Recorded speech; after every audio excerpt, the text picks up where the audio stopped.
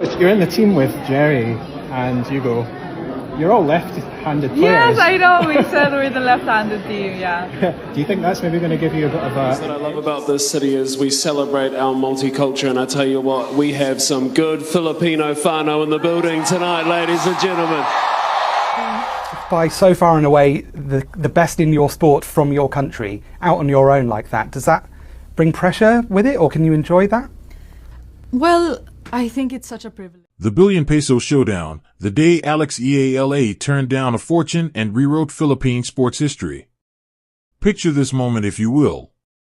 A gleaming office high above Manila, where the air itself seems to cost money. Floor-to-ceiling windows frame the sprawling cityscape below, a constant reminder of the empire built by the woman sitting across that impossibly perfect mahogany table. The silence in the room is heavy, pregnant with possibility and power. On one side sits Alice Eduardo, the woman of steel herself, a construction magnate who has literally built the foundations of modern Philippines. Her company erects power plants, constructs highways, and lays the groundwork for the shopping centers where millions of Filipinos spend their weekends. She is a woman accustomed to getting what she wants, a woman who moves mountains, literally and figuratively. On the other side of that table sits a teenager. Well, technically a young woman now, but still so young that her best years should be ahead of her. Alice Eala. A girl with worn tennis shoes, a racket bag that has seen more airports than most frequent flyers, and hands marked by the kind of calluses that only come from gripping a tennis racket for 6 hours a day, every single day, for years on end. She carries the hopes of an entire nation on her shoulders, the weight of being the best tennis player the Philippines has produced in generations. Between these two women lies a piece of paper. Not just any paper. A check. And the number written on that check is the kind that makes your heart stop. 1 million United States dollars. In Philippine pesos, we are talking about 56 million. To put that in perspective, that is more money than most Filipino families will see in 3 lifetimes combined. That is enough money to buy a mansion in Forbes Park. That is enough money to fund an entire tennis career without ever worrying about where the next meal comes from, where the next plane ticket will be purchased, or whether you can afford the best coaching in the world. That is freedom money. That is generational wealth for a young athlete from a country where tennis is still considered a sport for the elite. The offer on the table was deceptively simple. Alice Eduardo had a daughter who loved tennis. She wanted the best training possible for her child, and who better to provide that training than the country's rising star? The proposal was straightforward. Take 1 year off from professional competition. Step away from the gruelling, soul-crushing International Tennis Federation circuit where you travel to forgotten towns in Eastern Europe and South America, sleeping in budget hotels and eating whatever you can afford. Pause the Grand Slam dreams temporarily. Come work as a private coach and training partner for 1 year. 12 months. 52 weeks. 365 days. In exchange, $1 million. Cash. Guaranteed. No strings attached beyond that single year of service. Think about what most people would do in that situation. Hell, think about what you would do. $1 million to hit tennis balls with someone for a year? Most of us would have snatched that check before the offer was fully explained. Most people would have been calculating the interest rates before their hand even reached across the table. This is life-changing money. This is the kind of opportunity that sensible people pray for. This is winning the lottery without having to buy a ticket. But Alice Eala is not most people. And what happened next has become the stuff of legend in Philippine sports history. According to multiple sources and the whispers that have electrified the tennis community, Alice did not smile. She did not laugh nervously. She did not ask for time to think about it. She did not pull out her phone to call her parents or her manager. She simply looked at that check, that beautiful, life-altering piece of paper, for perhaps 2 or 3 seconds. Then, with the same steady hand that has hit thousands of winning forehands against some of the best players in the world, she reached out and slid the check back across that polished mahogany surface. The sound of paper sliding across was reportedly the only noise in that room. Everything else stopped. Time itself seemed to hold its breath.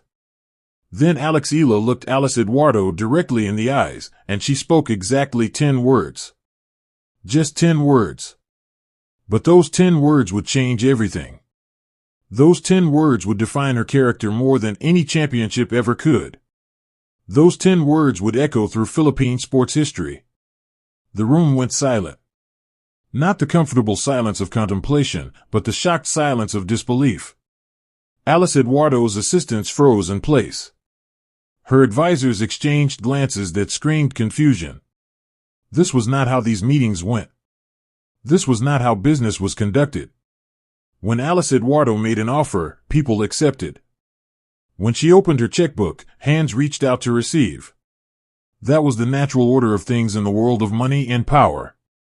But then something happened that nobody in that room expected. Alice Eduardo, the woman of steel, the billionaire who had fought her way to the top of one of the most male-dominated industries in the country, did something that shocked everyone present. She smiled. Not a polite smile. Not a condescending smile. Not an angry smile. A genuine, warm, knowing smile.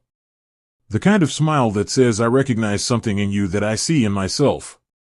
Welcome back to Court Vision Plus, the channel where we do not just report the scores, we dig into the stories that define the sport. We go beyond the baseline, behind the service line, and into the very soul of what makes tennis more than just a game.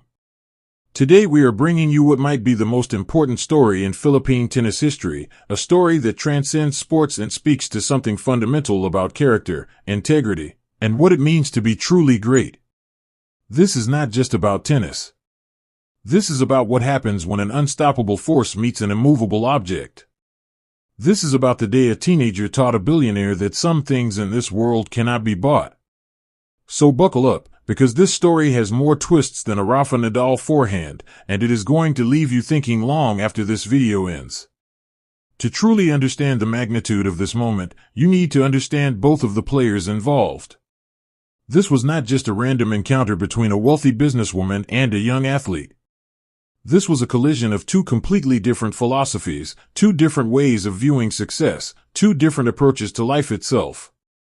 Let us start with Eala, because her story is the foundation upon which this entire legendary encounter is built. If you have been following Court Vision Plus, you already know her journey, but for those just joining us, let me paint you the picture. Eala is not just another tennis player.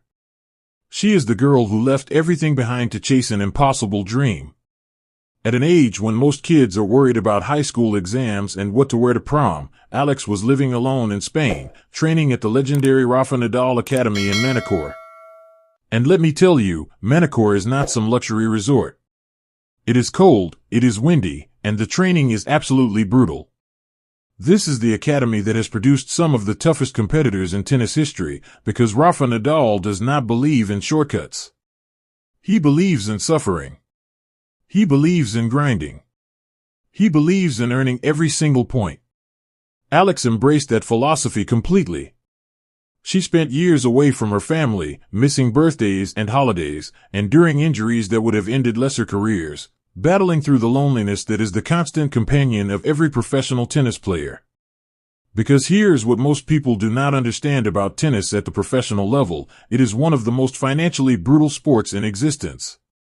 Unlike team sports where you have a guaranteed salary, tennis players have to fund their own careers. We are talking about $150,000 to $200,000 per year just to break even. That covers coaching fees, physiotherapy, travel expenses, accommodation, tournament entry fees, equipment, stringing costs, and all the countless hidden expenses that add up faster than you can imagine. Every tournament is a financial gamble. Every first-round loss is not just emotionally devastating, it is a financial catastrophe. You pay to enter the tournament, you pay to fly there, you pay for the hotel, and then you lose in the first round and win prize money that does not even cover your plane ticket home. For a player from Southeast Asia, where tennis infrastructure is still developing and sponsorship opportunities are limited compared to European or American players, this financial pressure is absolutely suffocating. Every decision becomes a calculation. Can we afford to hire a better coach? Can we afford to enter that tournament? Can we afford to stay an extra week to train at this facility? The stress is constant and unrelenting. So when we talk about someone offering Alex Eala $1 million, understand that we are talking about an offer to make all of that stress disappear instantly. We are talking about the ability to hire the best coaches in the world, the best physiotherapists, the best sports psychologists. We are talking about flying business class so you arrive at tournaments fresh instead of cramped and sore from economy seats. We are talking about staying in nice hotels where you can actually sleep properly before matches. We are talking about the freedom to focus purely on tennis without the constant background anxiety about money. That check represented liberation from the financial hell that crushes most young tennis players before they ever reach their potential. Now let us talk about the other side of that table. Alice Eduardo is not just another rich person. She is not some trust fund baby who inherited her wealth. She is a self-made titan who built her empire from the ground up in one of the most challenging industries imaginable. The construction business in the Philippines is notoriously difficult, dominated by old boys clubs and entrenched interests. For a woman to not just enter that world but to dominate it, to become one of the most respected and successful construction executives in the entire country, requires an almost superhuman level of determination, intelligence, and toughness. They call her the woman of steel not just because she works with steel and concrete, but because that is what she is made of. She has built power plants that light up cities. She has constructed highways that connect provinces. She has laid the foundations for the infrastructure that millions of Filipinos use every single day. But Alice Eduardo is not just a businesswoman. She is also a mother. And like any mother with unlimited resources, she wants to give her children every possible advantage in life. If her daughter showed interest in tennis, why would she hire some random coach from a local club when she could potentially bring in the best young player in the country? Why not use her resources to give her child access to world-class training? From her perspective, this was not about buying someone or corrupting the sport. This was about being a good mother, about using the wealth she had worked so hard to accumulate to benefit her family. The $1 million offer was not meant as an insult. It was meant as a fair exchange for a year of Alex's time and expertise. So you have these two women, both strong, both driven, both absolutely committed to their respective paths. One sees a business transaction that benefits everyone involved. The other sees a golden cage that would cost her everything that matters. The offer was on the table. Train my daughter. Take a year away from professional competition. In exchange, receive more money than you have ever dreamed of having. It sounds like a no-brainer, right? It sounds like the kind of opportunity that only a fool would refuse. But Alex saw something that Alice Eduardo initially did not see. Alex understood that a year off from competition at her age would be career suicide. In tennis, momentum is everything. The sport is brutally unforgiving about time away. You disappear from the tour for 12 months, and the world forgets you exist. Your ranking plummets. Your name drops off the lists that tournament directors look at when they are handing out wild cards. Your muscles lose the specific conditioning that only comes from playing competitive matches. Your mind loses the edge that separates winners from also-rans. At 19 or 20 years old, which is roughly where Alex was during this reported encounter, you are right in the sweet spot where you should be building your career, not pausing it. These are the years where you establish yourself, where you learn to win, where you build the mental toughness that will carry you through the next decade of professional competition. Take a year off during this crucial period, and you might never get that momentum back. The tour moves on without you. Younger players come up and take your spot. Sponsors lose interest. Suddenly you are 21 years old and trying to restart a career that never fully launched in the first place. From a pure career strategy standpoint, accepting that money would have been disastrous, no matter how appealing the number looked on paper. But it was more than just career calculation. It was about something deeper, something that cannot be measured in dollars or rankings points. It was about identity. It was about purpose. It was about what Alex Eala plays tennis for in the first place.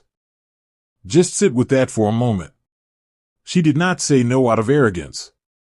She did not reject the offer with anger or offense.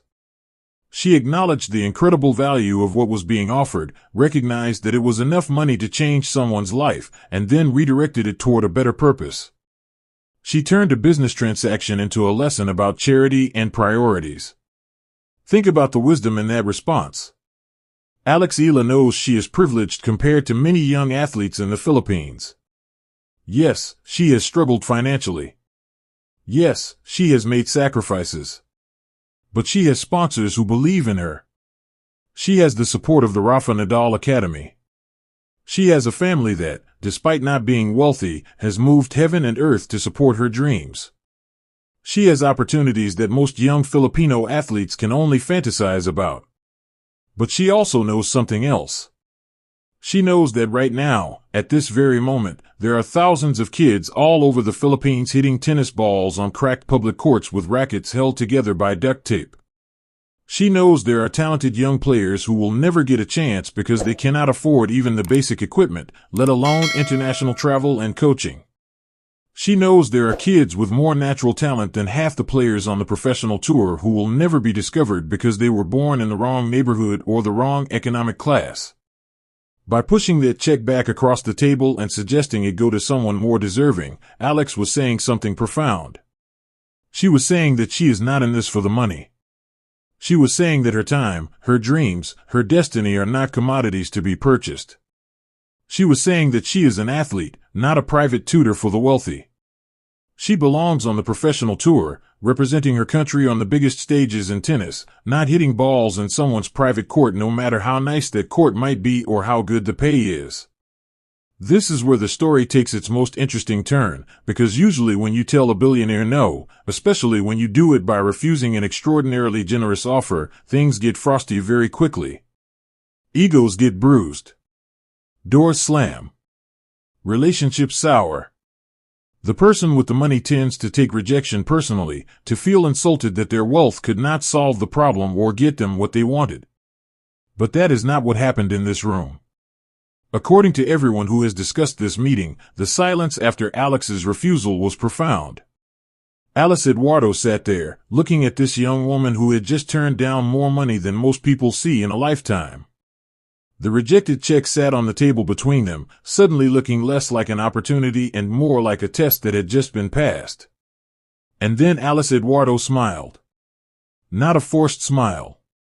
Not a smile meant to hide anger or embarrassment. A genuine, warm smile of recognition. Because here is the thing about truly successful people, the ones who built their own empires rather than inheriting them, they recognize certain qualities in others. They recognize determination. They recognize principle. They recognize the refusal to compromise on the things that matter most. Alice Eduardo did not build Sta Elena Construction by taking shortcuts. She did not become the woman of steel by accepting easy paths or letting others define her worth.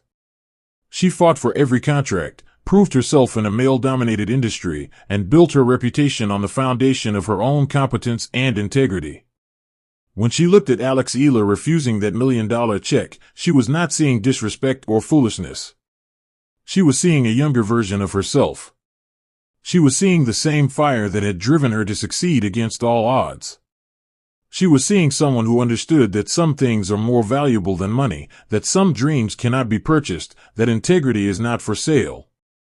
Alice Eduardo reportedly stood up from her chair.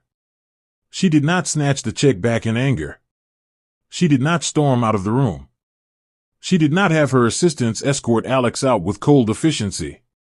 Instead, she walked around that mahogany table and extended her hand to Alex. I understand, she said, and the reports suggest that her voice carried genuine respect and perhaps even a touch of admiration. And I respect you more now than I did 5 minutes ago. This is where the story transcends the immediate moment and becomes something larger. Because what happened next is perhaps even more important than the refusal itself. Alice Eduardo did not just accept the rejection and move on. She did not walk away thinking that Alex was foolish or that she had been insulted. Instead, that meeting apparently sparked something in her mind.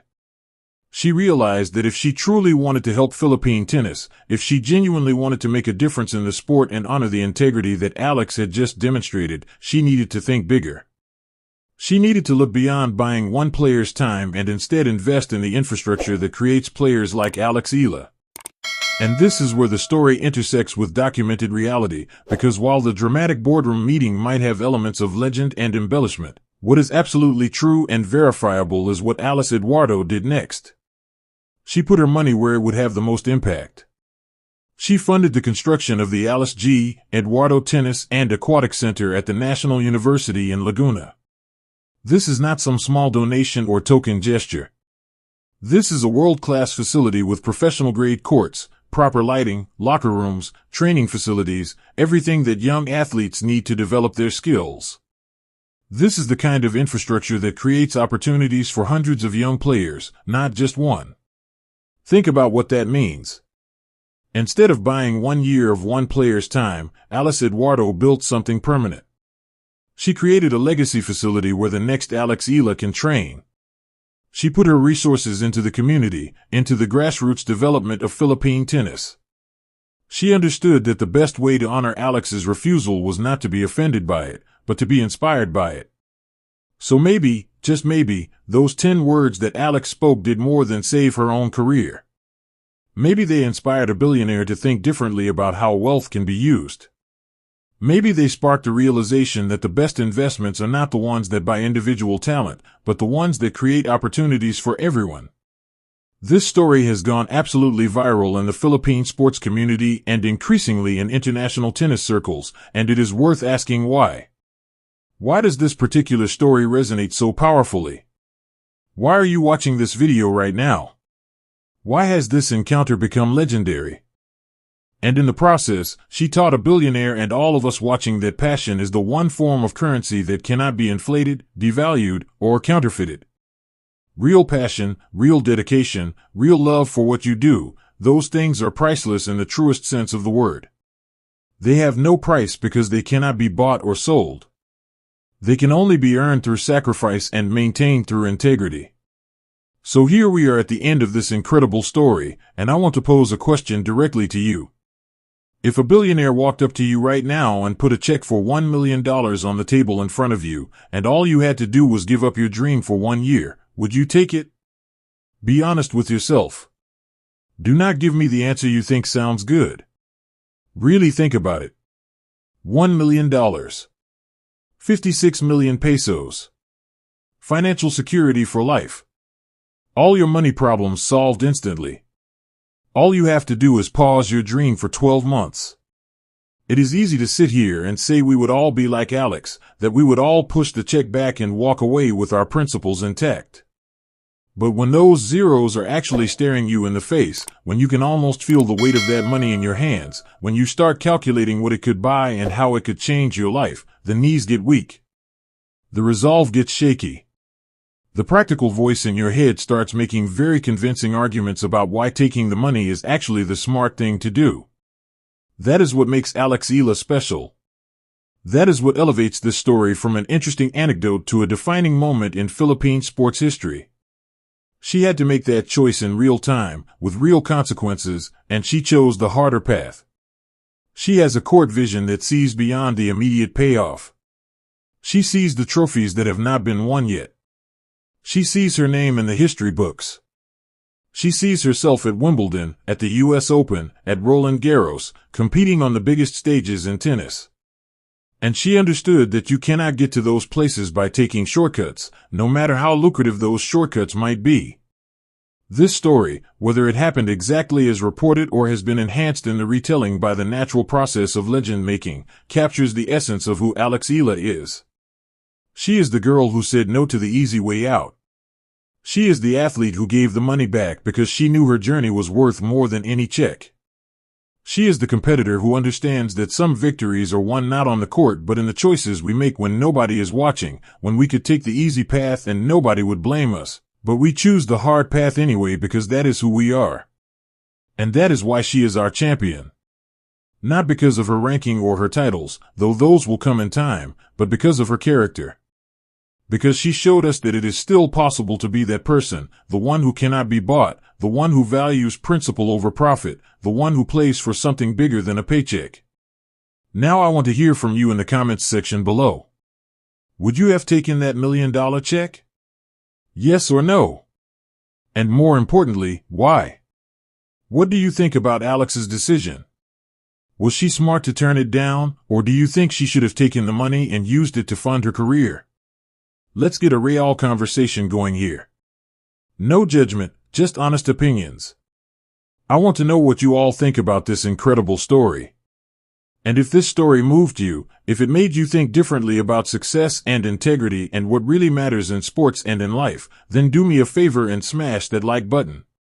It really does help us get these stories in front of more people, and stories like this deserve to be shared as widely as possible. Make sure you subscribe to Court Vision Plus if you have not already, and hit that notification bell so you do not miss what we have coming next. We are currently working on a massive deep dive documentary about the rise of Asian tennis stars and how players from countries with limited tennis infrastructure are starting to compete with and beat the traditional tennis powers. Trust me, you do not want to miss it. Until next time, keep your eyes on the ball, keep your principles stronger than your bank account, and never let anyone buy your dreams. This is Court Vision Plus, reminding you that the greatest victories are not always the ones that come with trophy presentations. Sometimes the greatest victory is just saying no when everyone expects you to say yes. We will see you in the next one.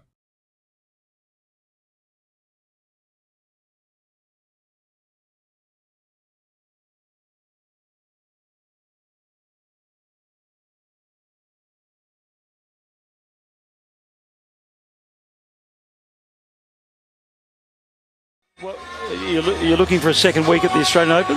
I'm looking for a second round first, and then the third. I take it step by step. I'll welcome